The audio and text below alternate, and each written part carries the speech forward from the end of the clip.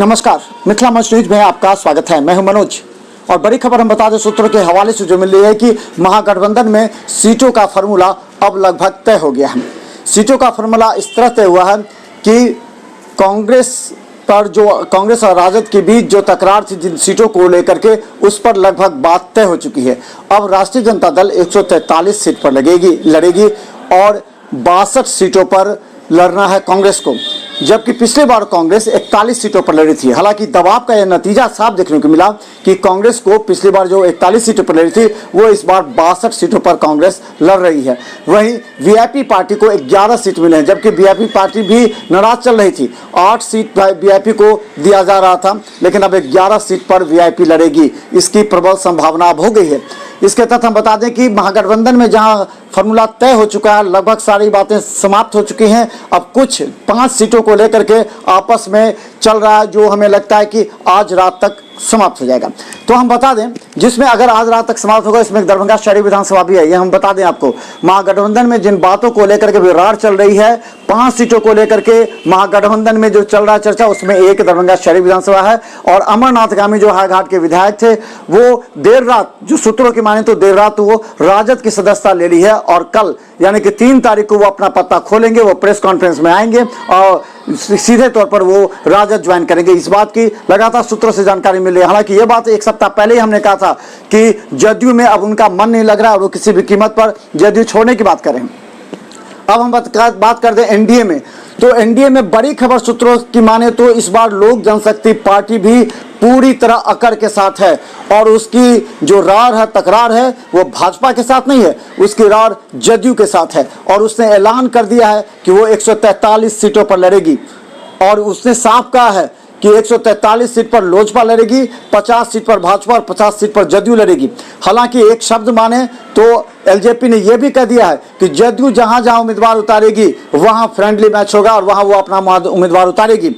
लेकिन अभी जो लोजपा की जो बैठक अभी तक चल रही है, हम बता दें सुबह से लेकर के अभी शाम तक लोजपा और भारतीय जनता पार्टी जदयू की बैठक लगातार चल रही है। हालांकि देर शाम औपचारिक रूप से बता दें कि इस बार भारतीय जनता पार्टी में भी कुछ लोग ऐसे हैं जो जदयू के साथ तालमेल पर ज़्यादा गंभीर नहीं हैं। हालांकि वरीय नेताओं के स्टेटमेंट दिए जाने के बाद अब ये भाजपा और जदयू दोनों के बीच तालमेल बनाने का प्रयास किया जा रहा है। लेकिन अगर कहें तो उप मुख्यमंत्री भी जो कल बैठक में थे, वो मंगल पांडे बैठक में थे, नित्यानंद राय बैठक में थे, इन लोगों ने भी जो बातें कही उससे लगता है कि भाजपा जदयू के प्रति अच्छे मूड में नहीं है, जिसका साफ असर इस बार चुनाव में पड़ सकता है।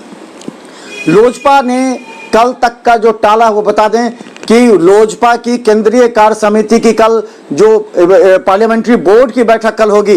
कल लोक जनशक्ति पार्टी की हम बता दें अंतिम बार बड़ी खबर हम बता दें सूत्रों से जो मिली जानकारी है कि कल यानी कि शनिवार को पार्लियामेंट्री बोर्ड की बैठक होगी। इस बैठक में गठबंधन पर निर्णय होगा, एनडीए गठबंधन पर निर्णय होगा कि क्या किया जा सकता है, क्योंकि खुलकर ऐलान कर दिया है एलजेपी ने और कहा है और जो 143 सीटों पर लड़ेगी वो। तो बता दें कि कल जो बैठक होगी वो अहम बैठक है। हालांकि भाजपा के साथ उसके नरम तेवर भी देखने को मिल रहा है और उसका साफ उसने जो संकेत दिए हैं उसमें यह है कि भाजपा सीट छोड़कर जदयू जहां से खड़ा होगी वहां वो अपना उम्मीदवार खड़ा कर सकती है।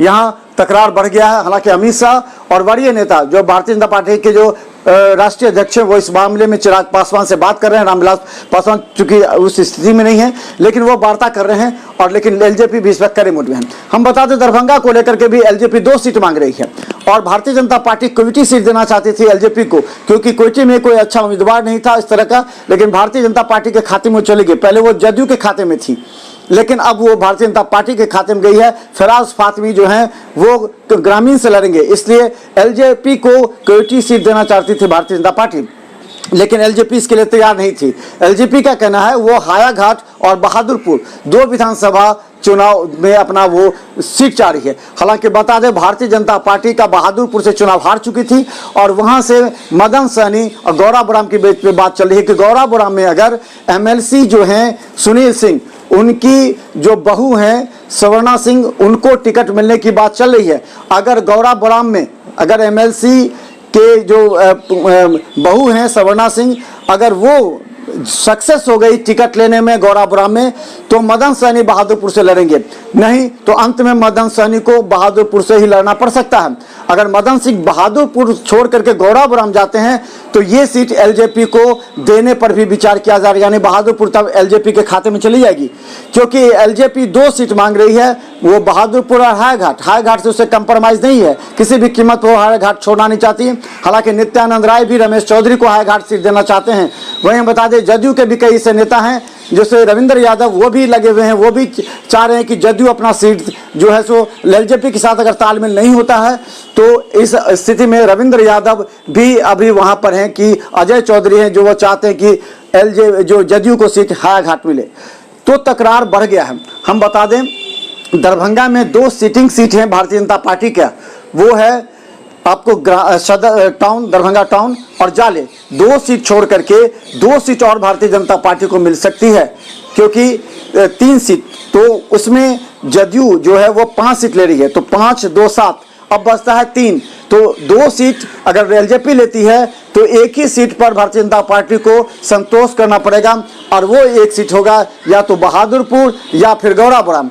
इसलिए केवटी भी इस बात पर लेकर के, लेकिन इस बार भी कहें तो काफ़ी ज़्यादा कुछ क्लियर नहीं है। हालांकि महागठबंधन में लगभग तस्वीर साफ हो चुकी है, लेकिन एनडीए में तस्वीर साफ नहीं हुई है। अभी केवटी, गौराबुराम और बहादुरपुर को लेकर के अटकलें तेज है, और भारतीय जनता पार्टी चाहती है कि वो वैसे ही सीट एलजेपी को दें जहां एलजेपी जो है वो अपने वर्चस्व हो, जो तालमेल बना सके, और उस सीट पर भारतीय जनता पार्टी के अंदर के नेताओं में कोई विवाद ना हो।